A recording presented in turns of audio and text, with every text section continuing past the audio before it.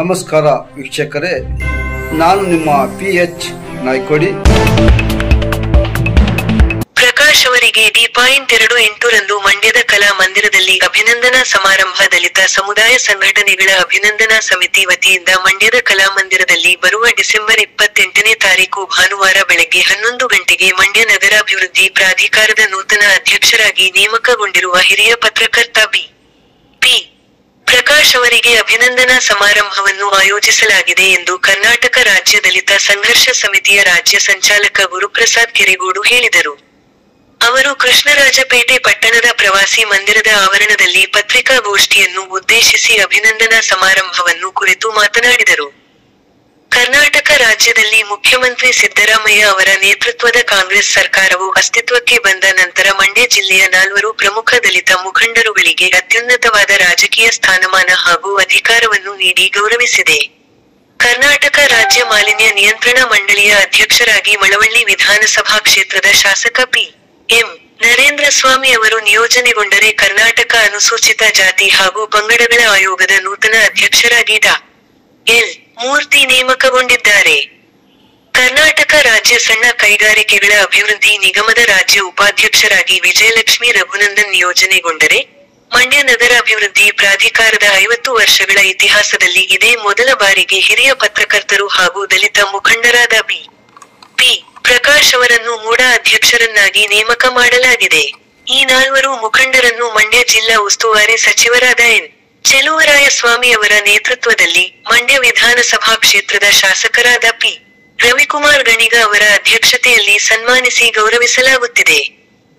ಆದ್ದರಿಂದ ಮಂಡ್ಯ ಜಿಲ್ಲೆಯಾದ್ಯಂತ ಎಲ್ಲಾ 7 ತಾಲೂಕುಗಳಿಂದ ದಲಿತ ಬಂಧುಗಳು ಹಾಗೂ ವಿವಿಧ ಪ್ರಗತಿಪರ ಸಂಘಟನೆಗಳ ಮುಖಂಡರು ಮಂಡ್ಯ ನಗರದಲ್ಲಿ ದಲಿತ ಸಮುದಾಯ ಸಂಘಟನೆಗಳ ನೇತೃತ್ವದಲ್ಲಿ ನಡೆಯುತ್ತಿರುವ ಅಭಿನಂದನಾ ಸಮಾರಂಭದಲ್ಲಿ ಸಾವಿರಾರು ಸಂಖ್ಯೆಯಲ್ಲಿ ಭಾಗವಹಿಸಿ ಕಾರ್ಯಕ್ರಮವನ್ನು ಯಶಸ್ವಿಗೊಳಿಸಿಕೊಡಬೇಕು ಎಂದು ಗುರುಪ್ರಸಾದ್ ಕೆರೆಗೋಡು ಮನವಿ ಮಾಡಿದರು. ಕೃಷ್ಣರಾಜಪೇಟೆ ಪುರಸಭೆಯ ಹಿರಿಯ ಸದಸ್ಯ ಹಾಗೂ ದಲಿತ ಮುಖಂಡರಾದ ಡಿ.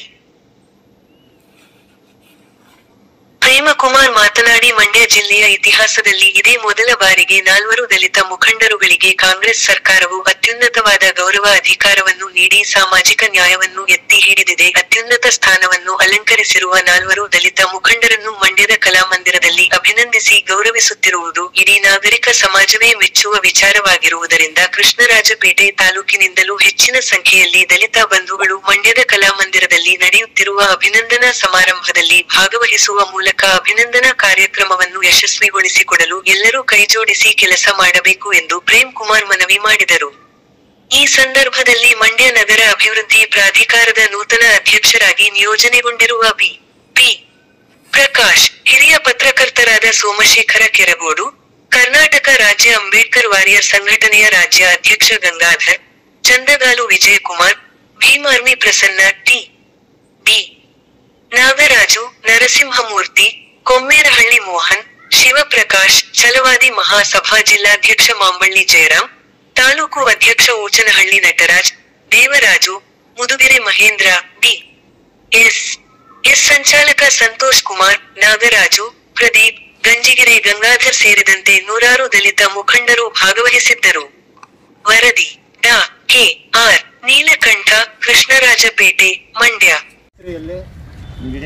ದಲಿತ ಸಮುದಾಯದ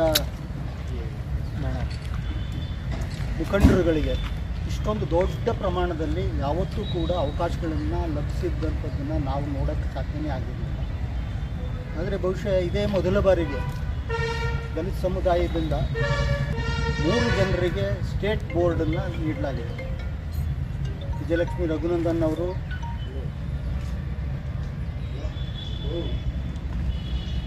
ಶಾಸಕರಾದಂಥ Malavalli ಶಾಸಕರಾದಂಥ P. M. Narendra Swamy ಅಧ್ಯಕ್ಷರಾಗಿದ್ದಾರೆ.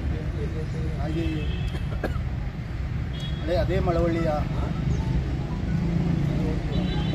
Doctor ಮೂರ್ತಿ ಒಂದು ಶಿಕ್ಷಣ ಸಂಸ್ಥೆಯನ್ನು ನಡೆಸ್ಕೊಂಡು ಬರ್ತಾ ಇದ್ದಂಥ ನಮ್ಮ ಮೂರ್ತಿಯವರಿಗೂ ಕೂಡ ಒಂದು SC/ST ಆಯೋಗದ ಅಧ್ಯಕ್ಷರನ್ನಾಗಿ ನೇಮಕ ಮಾಡಿದ್ದಾರೆ. ಇನ್ನು 3ನೇದಾಗಿ ನಮ್ಮ ವಿಜಯಲಕ್ಷ್ಮಿ ರಘುನಂದನ್ ಅವರನ್ನು ಕೂಡ ರಾಜ್ಯ ಮಹಿಳಾ ಬೋರ್ಡಿನ ಉಪಾಧ್ಯಕ್ಷರನ್ನಾಗಿ ನೇಮಕ ಮಾಡಲಾಗಿದೆ. ಮತ್ತು ಇದೆಲ್ಲದಕ್ಕಿಂತ ಭಾಳ ಮುಖ್ಯ ಅನ್ನೋದೇನಪ್ಪ ಅಂತ ಹೇಳಿದ್ರೆ, ಮಂಡ್ಯ ನಗರದ ನಗರಾಭಿವೃದ್ಧಿ ಪ್ರಾಧಿಕಾರ ರಚನೆಯಾಗಿ 50 ವರ್ಷ ಆಗಿದೆ. ಈ 50 ವರ್ಷದ ಅವಧಿಯಲ್ಲಿ ಒಮ್ಮೆಯೂ ಕೂಡ ದಲಿತ ಸಮುದಾಯದ ಸಮುದಾಯದ ಮುಖಂಡರುಗಳನ್ನು ಒಂದು ಕೂಡ ಅಧ್ಯಕ್ಷರನ್ನಾಗಿ ಮಾಡಲಿಕ್ಕೆ ಸಾಧ್ಯನೇ ಆಗಿದೆ. 100ರಿಂದ 150 ಜನ, ನೀವು ಬರೀ 150 ಜನ ಇಲ್ಲಿಂದ ಬರೋದಕ್ಕೆ ಏನೆಲ್ಲ ಅವಕಾಶಗಳಿದ್ದಾವೆ, ಸಾಧ್ಯತೆಗಳು ಬೇಕು ಅನ್ನೋದನ್ನು ಇಲ್ಲಿನ ಸ್ಥಳೀಯ ಮುಖಂಡರುಗಳು ಏನಾದ್ರು ಕೂತ್ಕೊಂಡು ಮಾತನಾಡಿಕೊಂಡು ನೀವು ಜವಾಬ್ದಾರಿ ತಗೊಂಡು ಬಸ್ ಮಾಡ್ತಿರೋ, ವೆಹಿಕಲ್ಗಳಿಗೆ ಸಣ್ಣ ವೆಹಿಕಲ್ ಮಾಡ್ತಿರೋ, ಟಿ ಟಿ ಗಾಡಿ ಮಾಡ್ತಿರೋ, ಮಿನಿ ಬಸ್ ಮಾಡ್ತಿರೋ, ಹಾಗೆ ಮಾಡಿಕೊಂಡು ಬೆಳಿಗ್ಗೆ 11 ಗಂಟೆ 28ನೇ ತಾರೀಕು ಭಾನುವಾರ ಬೆಳಿಗ್ಗೆ 11 ಗಂಟೆಗೆ ಕಾರ್ಯಕ್ರಮ ಇರ್ತದೆ. ಮಧ್ಯಾಹ್ನ 1 ಗಂಟೆಗೆಲ್ಲ ಮುಕ್ತಾಯ ಆಗ್ತದೆ. ಊಟ ಮಾಡ್ಕೊಂಡು ಅಲ್ಲಿಂದ ಬೇಗ ವಾಪಸ್ ಬರೋದಂತೆ. ಹಾಗಾಗಿ ದಯಮಾಡಿ ನಿಮ್ಮೆಲ್ಲರ ಸಹಕಾರವನ್ನು ಕೇಳಿಕೊಂಡು ನನ್ನ ಮಾತನ್ನು ಮುಕ್ತಾಯ. ಎಲ್ಲರಿಗೂ ನಮಸ್ಕಾರ. ಜಿಲ್ಲೆಯಲ್ಲಿ ಇದೇ ಭಾನುವಾರ ಕಲಾಮಂದಿರದಲ್ಲಿ ದಲಿತ ಸಮುದಾಯ ಸಂಘಟನೆಗಳ ಅಭಿನಂದನಾ ಸಮಿತಿ ವತಿಯಿಂದ ಏನು ಇವತ್ತು ಮಂಡ್ಯ ಜಿಲ್ಲೆಯಲ್ಲಿ ನಮ್ಮ ದಲಿತ ನಾಯಕರುಗಳು ಏನು 4 ಜನ, ನರೇಂದ್ರ ಸ್ವಾಮಿಯವರು, ವಿಜಯಲಕ್ಷ್ಮಿ ರಘುನಂದನ್ ಅವರು, ಡಾಕ್ಟರ್ ಮೂರ್ತಿರವರು ಹಾಗೂ ಪ್ರಕಾಶ್ ಅಣ್ಣರವರಿಗೆ ಸ್ಥಾನಮಾನ ನೀಡಿದ್ದಕ್ಕೆ ನಮ್ಮ ಮಂಡ್ಯ ಜಿಲ್ಲಾ ಕಾಂಗ್ರೆಸ್ ಶಾಸಕರು, ನಮ್ಮ ಮಂಡ್ಯ ಜಿಲ್ಲಾ ಉಸ್ತುವಾರಿ ಸಚಿವರಾದ ಚಲುವರಾಯಸ್ವಾಮಿ ಅವರು ಇವರೆಲ್ಲರೂ ಕೂಡ ಒಂದು ಅಭಿನಂದನಾ ಸಮಾರಂಭವನ್ನು ಹಮ್ಮಿಕೊಂಡಿರೋದ್ರಿಂದ ನಮ್ಮ ಕೆ.ಆರ್.ಪೇಟೆ ತಾಲೂಕಿನಿಂದ ನಾವು ಕಾಂಗ್ರೆಸ್ ಮುಖಂಡರುಗಳು ಎಲ್ಲರೂ ಕೂಡ ಮಾತನಾಡಿ ಕನಿಷ್ಠ ಪಕ್ಷ 150 ಜನರಿಂದ 200 ಜನ ಆ ಕಲಾಮಂದಿರ ಫಂಕ್ಷನ್ಗೆ ಬರ್ತೀವಿ ಅಂತ ಆಶ್ವಾಸನೆ ಕೊಡ್ತಾ, ಮತ್ತು ನಮ್ಮ ಗುರುಪಾದ್ ಕೆರಗೋಡು ಹೇಳೋದ ಹಾಗೆ ಎಲ್ಲ ತಾಲೂಕಲ್ಲೂ ಕೂಡ ಇದು ಮಾದರಿಯಾಗಲಿ, ಈ ಜಿಲ್ಲೆಗೆ ಹೊಸದಾಗಿ ಇದು ನಮ್ಮ ಇದುವರೆಗೂ ಕೂಡ ಯಾರೂ ಕೂಡ ಇಷ್ಟೊಂದು ದೊಡ್ಡ ಪ್ರಮಾಣದ ದಲಿತ ಮುಖಂಡರುಗಳಿಗೆ ಸ್ಥಾನವನ್ನು ಕೊಟ್ಟಿರಲಿಲ್ಲ. ಇದೇ ಥರ ಇದು ಮುಂದುವರಿಯಲಿ ಅಂತ ಆಶಿಸ್ತಾ. ಯಾಕೆಂದರೆ ನಾವೆಲ್ಲರೂ ಕೂಡ ಕಾಂಗ್ರೆಸ್ ದಲಿತರು ಅಂತಂದರೆ ಕಾಂಗ್ರೆಸ್ ಅಂತ ಓಟು ಬಿಂಬಿಸ್ತಾರೆ. ಹಾಗಾಗಿ ಎಣ್ಣೆ ಮುಚ್ಕೊಂಡಾಗ ಕಣ್ಣೆ ಬಂದಾಗ ಕಣ್ಣು ಮುಚ್ಕೊಂಡು ಅಂತ ಸರ್ಕಾರ ಇದ್ದಾಗ ನಮ್ಮವ್ರಿಗೆ ಅನುಕೂಲ ಮಾಡಲಿ ಅಂತಂದರೆ ತುಂಬ ಬೇಜಾರಾಗೋ ಸಂಗತಿ. ಹಾಗಾಗಿ ಇದೇ ರೀತಿ ಚಲುವರಾಯಸ್ವಾಮಿ ಅವರು ಈ ಏನು ನಮ್ಮ ಅಧಿಕಾರ ಕೊಡ್ತಾರೆ ನಮ್ಮ ದಲಿತರಿಗೆ ಅದನ್ನು ಮುಂದುವರಿಸಲಿ ಅಂತ ನಾನು ಭಾವಿಸಿ ಬೆಂಬಲ ಕೂಡ ಇದೆ. ಹಾಗೆ ಸಚಿವರಾದಂಥ ಮಂಡ್ಯ ಜಿಲ್ಲಾ ಉಸ್ತುವಾರಿ ಸಚಿವರಾದಂಥ ನಮ್ಮ ಚಲುವರಾಯಸ್ವಾಮಿ ಕೂಡ ಅದಕ್ಕೆ ಬೆನ್ನೆಲುಬಾಗಿ ನಿಂತಿದ್ದಾರೆ. ಹಾಗಾಗಿ ಈ ಬಾರಿ ಒಂದು ಸಾಮಾಜಿಕ ನ್ಯಾಯ ಅಂತ ನಾವೆಲ್ಲ ಏನು ಕಳೆದ ಒಂದು 50 ವರ್ಷಗಳಿಂದ ಹೋರಾಟವನ್ನು ನಾವು ರೂಪಿಸಿದ್ದೇವೆ ಮಂಡ್ಯದಲ್ಲಿ, ಇವತ್ತು ರಾಜಕೀಯ ಚರಿತ್ರೆಯಲ್ಲಿ, ಮಂಡ್ಯದ ರಾಜಕೀಯ ಚರಿತ್ರೆಯಲ್ಲಿ ಸಮಾನತೆ, ಸಾಮಾಜಿಕ ನ್ಯಾಯ ಅಂತಕ್ಕಂಥಾಗುವಂಥ ಒಂದು ಮಟ್ಟಕ್ಕೆ ಬಂದಿದೆ. ಅದಕ್ಕಾಗಿ ಒಂದು ದಲಿತ ಸಮುದಾಯದಿಂದ ನಾವೆಲ್ಲರೂ ಕೂಡ ಯಾರೆಲ್ಲರಿಗೆ ಅವಕಾಶ ಸಿಕ್ಕಿದೆ ಅವರಿಗೆ, ಮತ್ತು ಈ ಅವಕಾಶವನ್ನು ಕಲ್ಪಿಸೋದಕ್ಕೆ ಯಾರೆಲ್ಲರೂ ಕಾರಣರಾಗಿದ್ದಾರೆ ಮುಖಂಡರುಗಳು, ಕಾಂಗ್ರೆಸ್ ಮುಖಂಡರುಗಳು, ಅವ್ರಿಗೂ ಸೇರಿಸಿ ನಾವು ಅಭಿನಂದನೆ ಮಾಡೋಣ.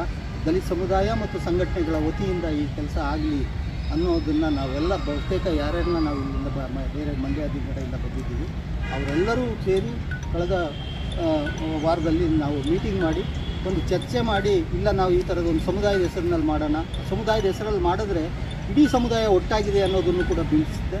ಜೊತೆಗೆ ಈಗ ಕೊಟ್ಟಿದ್ದಾರಲ್ಲ 4 ಸ್ಥಾನಗಳು ಇದ್ದಾವಲ್ಲ, ಆ 4 ಸ್ಥಾನಗಳು ಮುಂದೆ ಇದೇ ರೀತಿಯಲ್ಲಿ ಈ ಒಂದು ಸಾಮಾಜಿಕ ನ್ಯಾಯದ ಜಾಡು ಏನಿದೆ ಆ ಜಾಡು ರಸ್ತೆ ಆಗಬೇಕು. ನಾಳೆ ದಿನ ಎಲ್ಲ ತಾಲೂಕುಗಳಲ್ಲಿ ದಲಿತ ಸಮುದಾಯದ ಮುಖಂಡರುಗಳು ಯಾರ್ಯಾರಿದ್ದಾರೆ ಅವ್ರಿಗೂ ದಕ್ಕಬೇಕು, ಮತ್ತು ಜಿಲ್ಲಾ ಮಟ್ಟದಲ್ಲಿದ್ದವ್ರಿಗೂ ಕೂಡ ಜಿಲ್ಲಾ ಮಟ್ಟದ್ದಿರ್ಬೋದು, ರಾಜ್ಯ ಮಟ್ಟದ್ದಿರ್ಬೋದು, ಅವರಿಗೆ ಈ ಸ್ಥಾನಮಾನಗಳು ಸಿಕ್ಕಬೇಕು. ಯಾಕೆ ಅಂದರೆ ಯಾರೇ ಆಗಿರಲಿ, ಯಾವುದೇ ಸರ್ಕಾರ ಬರಲಿ, ಯಾವುದೇ ಇದಾಗಲಿ, ಈ ಒಂದು ಸಾಮಾಜಿಕ ನ್ಯಾಯ ಮತ್ತು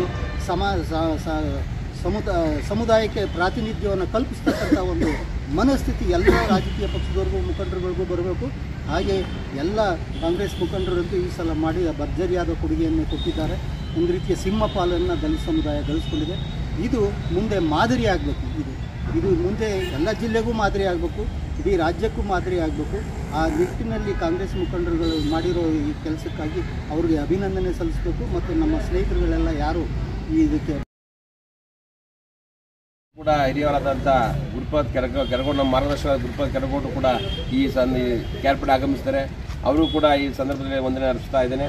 ಮತ್ತು ಸೋಮಶೇಖರ್ ಕೆರಗೋಡು ಕೂಡ ಹಿರಿಯ ಪತ್ರಕರ್ತರು ಹಾಗೂ ಚಲುವರಾಯಸ್ವಾಮಿ ಅವರ ಆಪ್ತ ಪತ್ರಕರ್ತ ಸಹಾಯಕರಾದಂಥ ಸೋಮಶೇಖರ್ ಕೆರಗೋಡು ಕೂಡ ಆಗಮಿಸಿದ್ದಾರೆ. ಅವರು ಕೂಡ ಈ ಸಂದರ್ಭದಲ್ಲಿ ನಾನು ಅಭಿನಂದನೆ ತಿಳಿಸ್ತಾ ಇದ್ದೇನೆ.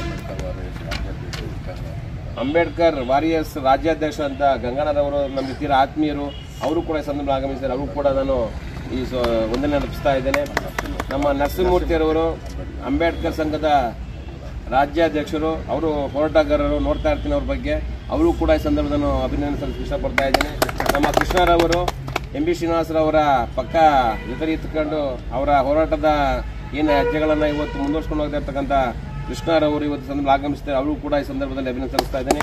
ನಮ್ಮ ಮಂಡ್ಯ ನಗರಾಭಿವೃದ್ಧಿ ಪ್ರಾಧಿಕಾರದ ನೂತನವಾಗಿ ಅಧ್ಯಕ್ಷರಾಗಿ ನಮ್ಮೆಲ್ಲರಿಗೂ ಒಂದು ಹುಮ್ಮಸ್ಸನ್ನು ನೀಡ್ತಕ್ಕಂಥ ನಮ್ಮ ದಲಿತ ಮುಖಂಡರು ಹಾಗೂ ಪತ್ರಕರ್ತರ ಆದಂತಹ ಪ್ರಕಾಶನರು ಕೂಡ ಈ ಸಂದರ್ಭದಲ್ಲಿ ಅಭಿನಂದನೆ ಸಲ್ಲಿಸ್ತಾ ಇದ್ದೇನೆ ಹಾಗೂ ವಂದನೆ ಸಲ್ಲಿಸ್ತಾ ಇದ್ದೇನೆ.